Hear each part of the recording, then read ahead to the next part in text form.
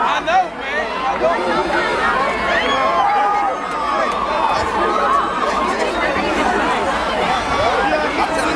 Thank you, guys.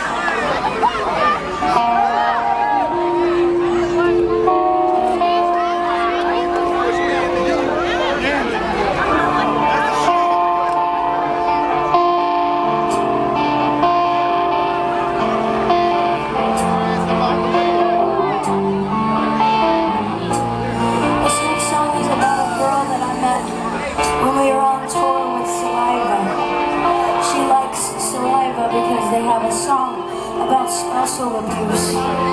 She said that when she was younger, she thought if she grew up and got married and had kids, she would live happily ever after. But then when she married her husband, she had 2 kids and they began to fight every day. And it got worse and worse. And he was hitting her every day until she didn't want to wake up anymore. And so one day she poured gasoline over herself and set herself on fire because she was having a nervous breakdown and she wanted to die.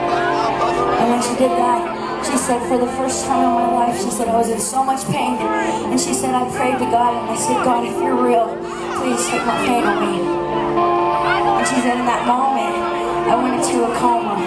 And when I came to, I knew that God was real because He answered my prayer and He took my pain away just like I prayed. And this woman came up to me to tell me her story. She didn't know anything about me. But what she said was, I know that God made me come back to life or save my life so that I could tell people that He was real. And a lot of people looked at her and didn't want to talk to her. And she got a lot of persecution because her whole face was burned off. She had no nose or ears or hair or anything. She showed me her driver's license and she was one of the prettiest people I've ever seen before she burned herself. And what I thought about that is that, you know, God used her. He's using her every day.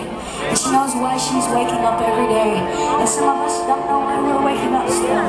And the thing about her is that God looks in her heart and uses it because she's ready and willing for it to be used. God doesn't look at your outward appearance. He looks at your heart.